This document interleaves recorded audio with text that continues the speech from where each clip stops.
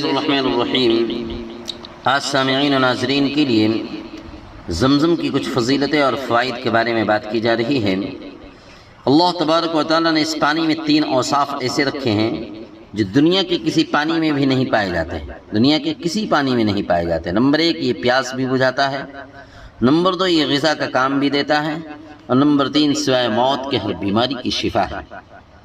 حدیث پاک طبرانی کبیر کے حوالے سے لکھی گئی ہے، خیر ماء علی وجہ الارض ماء زمزم فیہ طعام طعم و شفاء سقم، کہ روئے زمین پر بہتر پانی، بہترین پانی زمزم ہے، جس میں کھانے کی طرح غذائیت بھی ہے اور مرض کے لیے شفا بھی ہے۔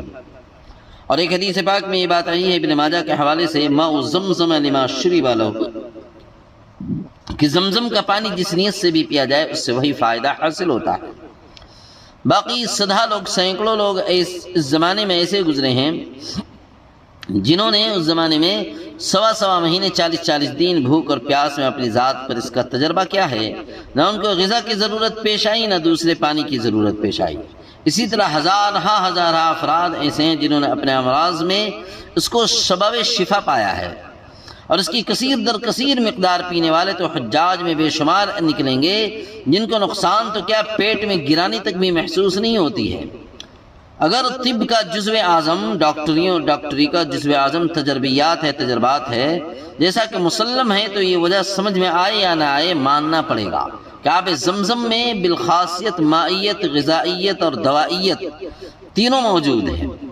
اتنی موجود ہے کہ دنیا بھر کا کوئی پانی کسی ایک خاصیت میں بھی اس کا مقابلہ نہیں کر سکتا ہے۔ معتبر ذریعے سے یہ بھی سنا گیا کہ ایک شخص حیضے میں اور ڈائریا میں کی مرض میں مبتلا ہو گیا، اس نے بجز زمزم کے کوئی دوا استعمال نہیں کی اور 5ویں دن وہ شفا تندرست ہو گیا۔ وہ طبی طریقے سے زہر نے تریاق کا کام دیا۔ تو حضرت صلی اللہ علیہ وسلم کا زمزم پینا اور مریضوں کو استعمال کرانے کے لیے اپنے ساتھ مدینے سے لے جانا اور مکے سے لے جانا یہ مروی ہے، حالانکہ وہ زمانہ ایسا تھا جس میں سوڈا پوٹاس کی تحقیقات، یہ سب باتیں اور ان کی خاصیت کے علم اور اس پہ عمل کا نام بھی نہیں تھا، بلکہ یہ چیزیں ہمیں اب کی سائنسی دور میں اب ہمیں معلوم ہو رہا ہے کہ اس میں زمزم کے پانی میں پوٹاس بھی ہے اور اس میں سوڈا بھی ہے۔ اس وجہ سے یہ تمام کی تمام مائیت، غذائیت اور دوائیت تینوں چیزیں موجود ہیں۔ اللہ تعالی ہمیں زمزم کی فضیلت پہ عمل کی توفیق نصیب دے اور وہاں تک اللہ ہمیں پہنچا دے۔